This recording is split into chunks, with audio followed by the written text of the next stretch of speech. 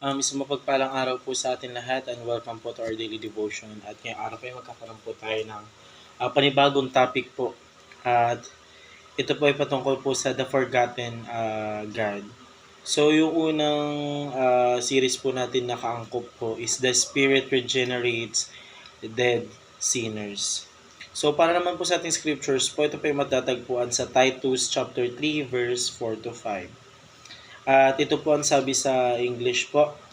But when the godness and loving kindness of God, our Savior, appeared, He saved us, not because of works done by us in righteousness, but according to His own mercy, by the washing of regeneration and renewal of the Holy Spirit. So ito naman po ang sabi po sa Tagalog po. Ngunit nang mahayag ang kabutihan ng kagandahang loob ng Diyos sa ating tagapagligtas, iniligtas niya tayo hindi dahil sa mga gawa ng ating ginawa sa katuwiran kundi ayon sa kanyang kahabagan sa pamamagitan ng paghuhugas ng muling kapanganakan at ng pagbabago sa pamamagitan ng Espiritu Santo. So para naman po sa ating katuruan po, una, we are spiritually dead in our sin. So patay po pala tayo dahil po sa ating mga kasalanan. Ito po yung mga panahon po na hindi pa na po natin kilala po ang ating Panginoon Diyos at masinusunod po natin is ang makamundong buhay po.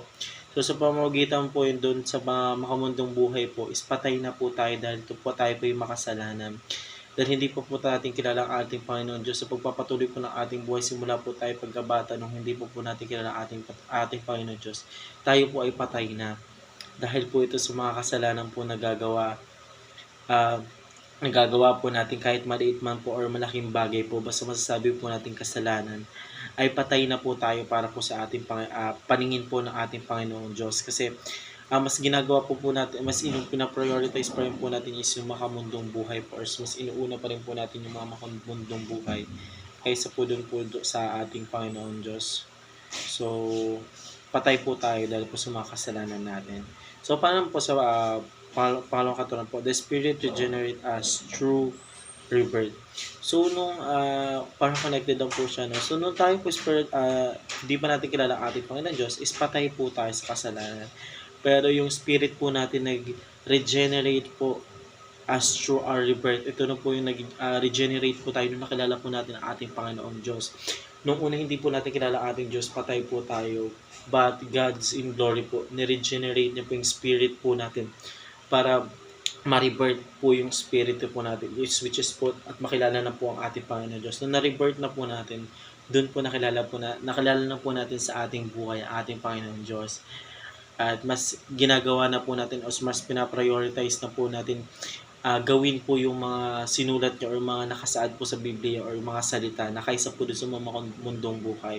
So, na-regenerate na po tayo, na-rebirth na po tayo. Then dito po sa point of 3 or sa teaching number 3, the Spirit make us children of God. So, nung na-rebirth na po tayo or na-regenerate na po bilang isang spirito po is sabi po dito, Spirit make us children of God. So, espiritu po natin ngayon is anak na po ng ating Panginoon Diyos. O tayo po bilang bilang merong spirito, is anak na po tayo ng ating Panginoon Diyos. Kasi nga po, na-regenerate po natin, nakilala po natin ating Panginoon Diyos, din na-rebirth po tayo.